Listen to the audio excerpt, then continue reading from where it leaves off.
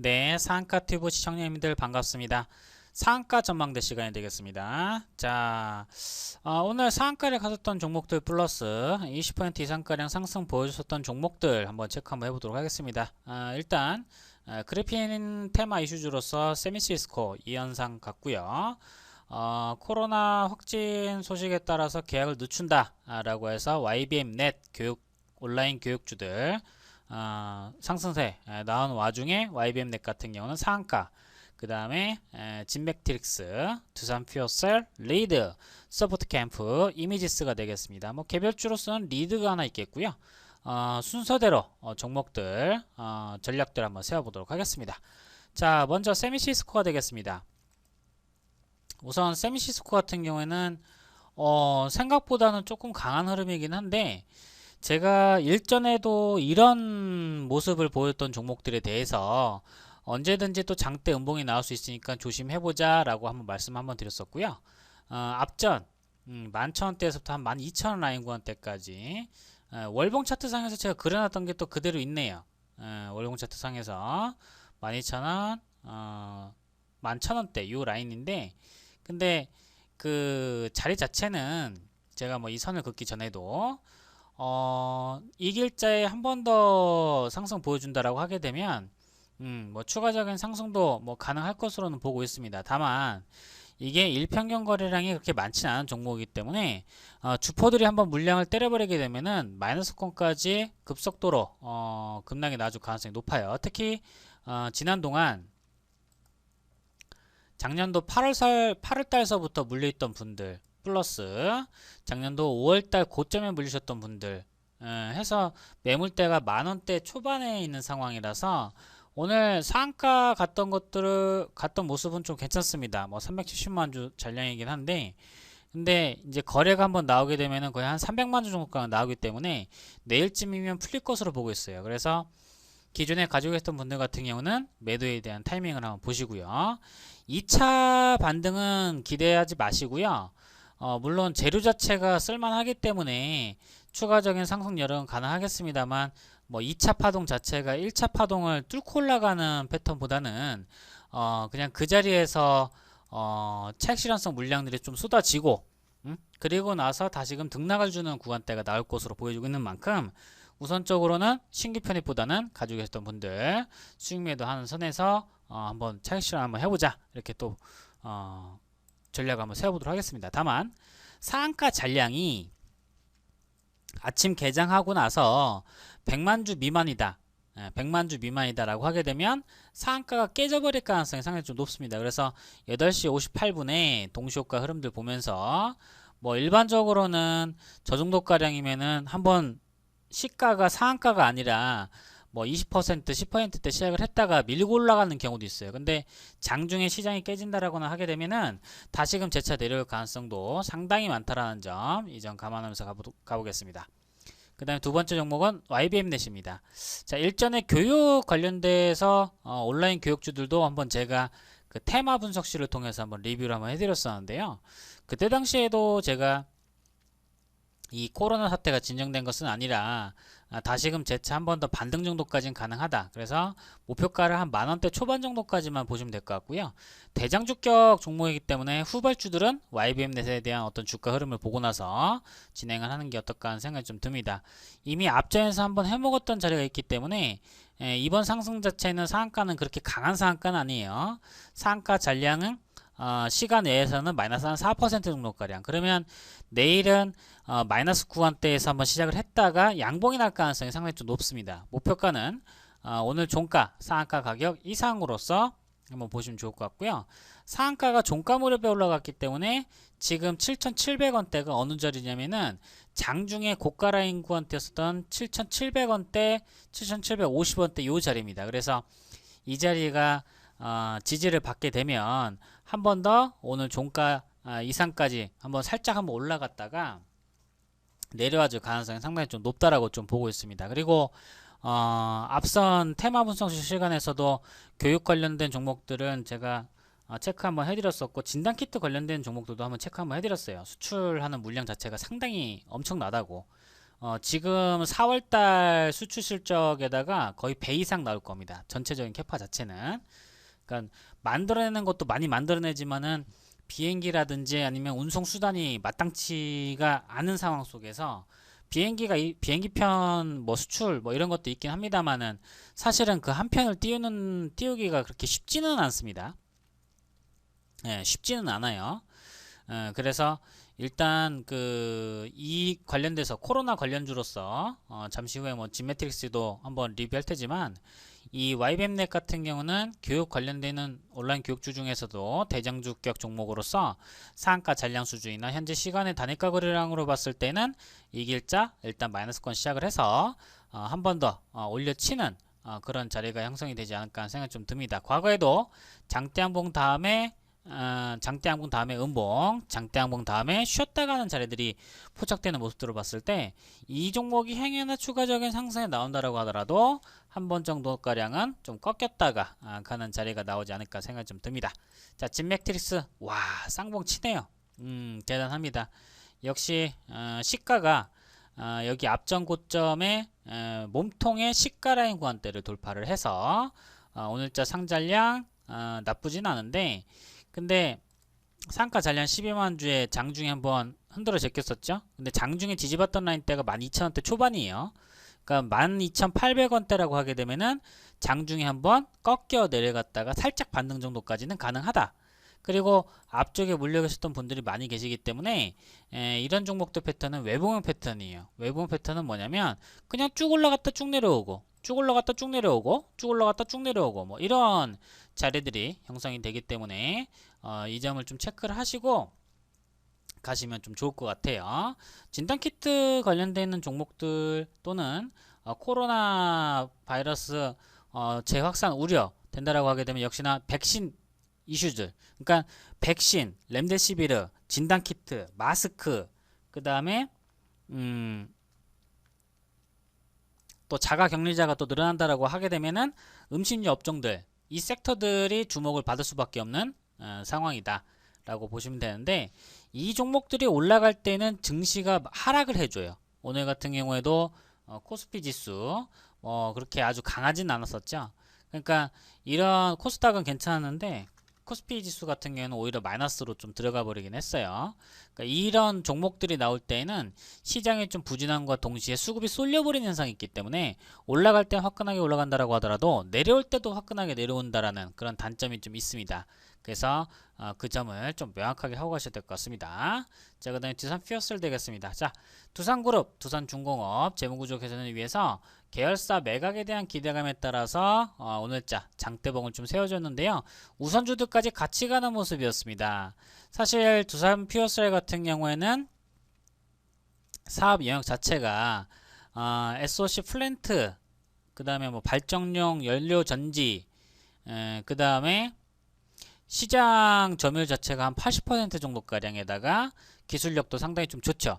두산 계열사 중에서도 두산중공업 뭐 해수 담수화 기술이라든지 플랜트 설비 쪽에서 상당히 매출액이 많이 나는 그런 계열사들입니다. 근데 이런 계열사들이 SOC 사업 자체가 뭐 마진율이 30% 나고 40% 나고 하는 그런 사업들이 아니에요. 규모는 있고 먹고는 사는데 고용 창출에 대한 효과도 상당히 높고 그러함에도 불구하고 영업이익률이 10%를 넘어서기는 좀 어렵습니다. 예, 정해진 거에다가 이 수주를 따내는 방식 자체가 입찰 조건 자체가 뭐 최저 경쟁 입찰 뭐 이런 식으로 진행이 좀 되기 때문에 이익을 가져가기에는 좀 다소 제한적이다. 그래도 운영에 대한 노하우라든지 이런 것들이 있기 때문에 알짜배기 회사로서 취급을 받는 것이고요. 두산 계열사 중에서 매각이 진행된다라고 하게 되면 당연히 주목을 받을 수도 있겠죠. 그러나 과연 미래 성장 먹거리 사업 부분을 알짜배기를 매각을 하고 다 허물어진 껍데기에다가 치장을 하는 게 맞냐 하는 부분은 전체적인 두산그룹주들에 대한 방향을 놓고 봤을 때는 당장은 급한 것은 해소를 해서 불을 끌 수 있겠습니다만 긴축 또는 어떤 그 재정 상태에 대한 효율성 뭐 이런 것들이 수반되지 않는다라고 하게 되면 두산그룹은 계속 끌려다닐 수밖에 없어요. 특히 이제 두산건설 같은 경우도 역시 마찬가지죠. 그래서 현재 있는 자리에서 전고점 라인 구간대를 돌파를 했기 때문에 이 길자는 추가적인 상승도 가능하다라고 보고 있습니다. 상가 잔량은 그렇게 많은 수준은 아니고요. 한 1시 반 정도가량의 상한가에 안착하는 모습이었었는데 장 초반서부터 시작해서 장중 내내 쭉 끌어올렸었던 그런 모습입니다. 굉장히 차트 이쁘죠. 그리고 추가적인 상승은 일단 두산그룹주 내 중에서는 뭐 대장주격 종목으로 보시면 됩니다. 대장주는 어렵게 선별하지 마시고요. 시장에서 시세가 가장 많이 갔던 종목이 대장주인데 이 대장주가 항상 대장은 아니고 중간에 어떠한 모멘텀으로 또는 같은 테마군 내 중에서도 펀더멘털이 어느 정도 받쳐준다라든지 실제 실현 가능한 또는 매출에 관련된 이슈가 붙어버리는 그런 종목들 같은 경우에는 추가적인 상승도 노려볼 수가 있다. 그래서 두산퓨어셀은 오랜만이 아니라 상장 이래로 요 상장 때 이 가격을 넘어서고 있기 때문에 행여나 보유하고 계신 분이라고 하게 되면 체액션에 대한 타이밍으로서 한번 보시면 좋을 것 같고요. 이 자리가 돌파 나온다라고 하게 되면 똑같이 현재 있는 자리에서 20에서부터 30% 정도까지 올라갈 가능성이 상당히 좀 높습니다. 다만 그 영역이 윗꼬리를 달아주면서 저렇게 올라갔다 내려오느냐, 그러면 올라가긴 올라갔는데 종가가 유지가 못했으니까 종목을 보유해서 들고 간다라고 하게 되면 별반 재미는 없을 거예요. 그러한 관점에서 장대 양봉이 나왔을 때 쉬어주는 템포다라고 하게 되면 이 길자나 삼거래 안쪽으로는 쉬어줄 가능성이 상당히 좀 높습니다. 그래서 신규로 붙으셨던 분들 같은 경우에는 체액션에 대한 어떤 관점 항상 유지를 하시면서 지켜보시라, 이렇게 말씀드려보겠습니다.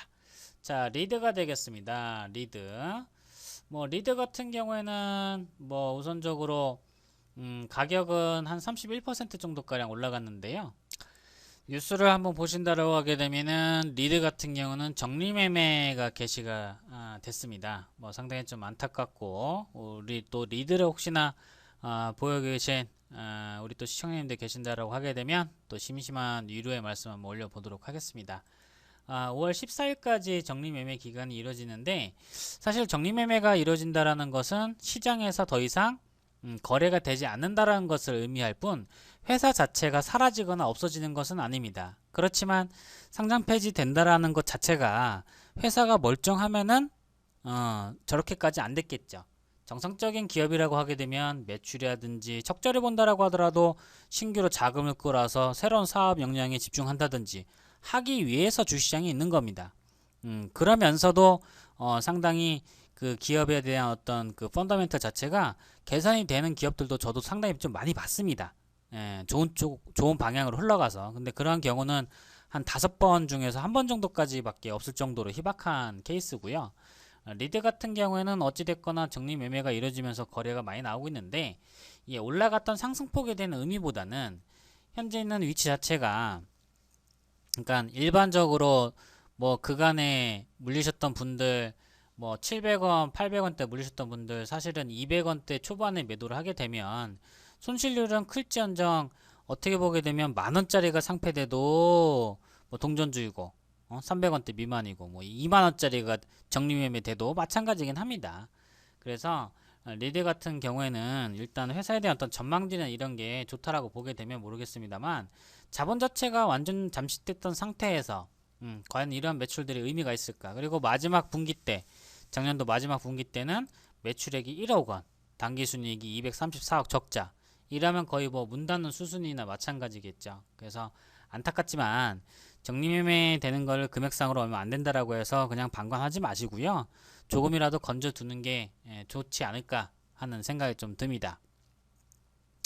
저도 오랜 기간 동안 여러 종목들을 매매 한번 해보기도 하고, 또 이렇게 정리매매 들어간 종목들 잘만 잡으면은 마이너스권에서 잡으면은 하락을 했다가 반등 주고 그 다음날 또 한 50%가량 올라가고 해서 짭짤하게 한 번쯤 매매가 들어갈 수 있겠습니다만, 근데 신규 편입에 대한 관점보다는 어쨌거나 이게 끝나는 거나 마찬가지란 말이에요. 회사가 상장 폐지가 되고 난 이후에 회사가 살아있다라고 하더라도 정상적인 영업 활동이 가능할까요? 어렵다는 것이죠. 굳이 이런 거를 무슨 훈장처럼 남겨두지 마시고요. 가급적이면 얼마라도 일부 챙기고 나오시는 전략이 어떨까 하는 생각이 좀 듭니다. 힘내시고요. 주식으로 망가진 계좌는 또 주식으로 복구하면 됩니다. 뭐 너무 어렵게 생각하지 마시고요. 앞으로도 뭐 기회는 얼마든지 있기 때문에 뭐 이 점들 감안하면서 진행 한번 해보도록 하겠습니다.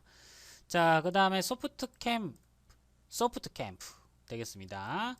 자, 소프트 캠프 같은 경우에는 여기 거래 정지되기 전 수준 정도까지 지금 딱 올라와 있는 상태인데요. 상당히 두터운 매물대입니다. 그래서인가요? 마이너스 한 3.3% 정도가량 시간 내에서 형성이 됐었는데 이 길자의 시가가 부진하다라고 하게 되면 워낙에 거래가 없었던 종목이었던 만큼 이번 상승 자체는 의미를 부여할 수 있겠습니다만 어떤 호재성 재료를 갖고 있느냐 하는 점에서는 조금은 다를 수도 있어요. 거기에다가 거래량이 유동주수가 이 종목 유동주수가 970만 주 정도가량인데 상한가가 한 600만 주 정도가량 나왔어요. 거래량이 없는 종목치고는 상당히 많이 나온 편이고요. 아울러서 시간의 쪽에서 하락해 있는 모습을 봤을 때는 체액션성 물량들은 내일 당연히 추리가 될 수 있겠고 추가적인 반등 여력보다는 지지라인 구간대 확인. 자, 지지라인 구간대는 한 1800원대 정도가량 됩니다. 그래서 회사 자체가 뭐 아주 그냥 엉망인 그런 기업은 아니기 때문에 우선적으로 쭉 한번 더 진행해 보시는 게 어떨까 하는 생각이 좀 들고요. 추가적인 상승 탄력이 나온다라고 하게 되면 월봉 차트상에서는 역시나 쌍봉 라인 자리인 2300원대, 2400원대가 추가적인 상승 여력은 뭐 한 10% 내외 정도까지 될 수 있을 것 같아요. 그래서 꼭 목표가를 10%를 채우는 게 아니라 그 자리가 시장이 좋고 나쁠 수도 있고 또 이슈가 또 나올 수도 있고 뜻밖의 근데 가능성이 높은 쪽을 배팅한다라고 하게 되면 우선 매물대의 저항을 받기 이전에 매도를 좀 편안하게 하시고 빠져나오는 게 어떨까 하는 생각이 좀 듭니다. 뭐 오랜만에 작년도 10월달 이후에 가장 좋은 자리가 나오고 있는 만큼 이 점들을 확인하시면서 좋은 수익 한번 거둬보시기 바라겠습니다.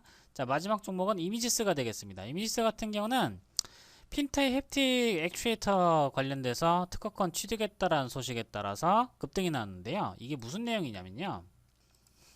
여기 나와 있습니다. 본 발명에 따르면 뭐 이런 내용이 있다.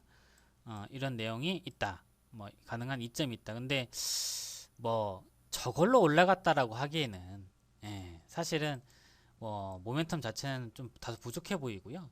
이 종목은 때가 되면은 한 번쯤 움직여주는 종목입니다. 주식은 무조건 싸게 사야 돼요. 싸게 사서 비싸게 파는 게 주식에 대한 핵심이 되겠고요. 상단부 매물저항대가 있는 자리가 3,000원대, 그 다음에 또 4,000원대가 있습니다. 매물 공백 구간대는 3,200원대, 3,300원대 있는 만큼 현재 자리에서 추가적인 상승은 가능하다라고 보시면 될 것 같고요.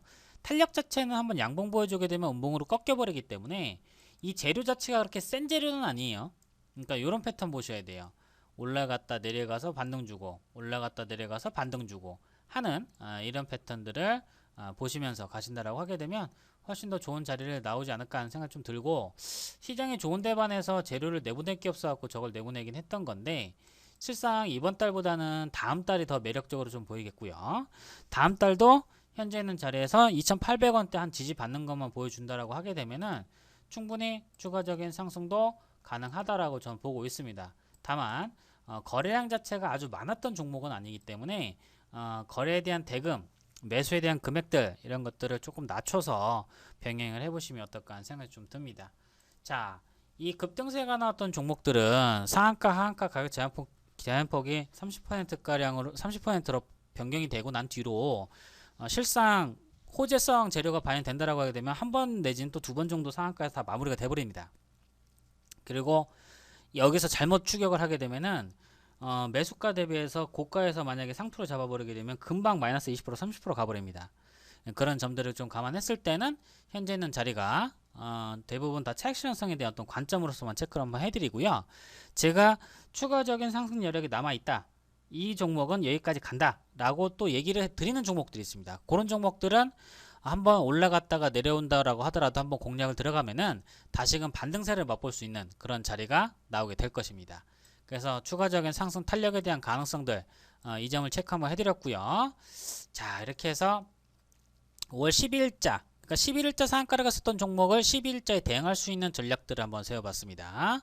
뭐 종목들 자체는 그래도 시장 중심에 있었던 게 세미시스코, 그 다음에 YBM넷, 진메틱스 뭐 이 정도 가량이고요. 리드 같은 경우는 정리매매 들어가면서 올라갔던 겁니다.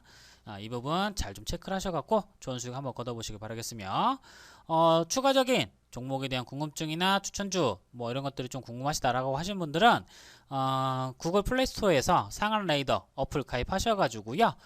종목에 대한 전략들, 전망, 시황 전략 한 발 빠르게 더 캐치해서 좋은 수익을 만들 수 있는 기회로 잡아보시길 바라겠습니다. 자, 이렇게 해서 5월 12일 자 대응할 수 있는 상한가 전망대 시간이었습니다. 대박 나십시오. 고맙습니다.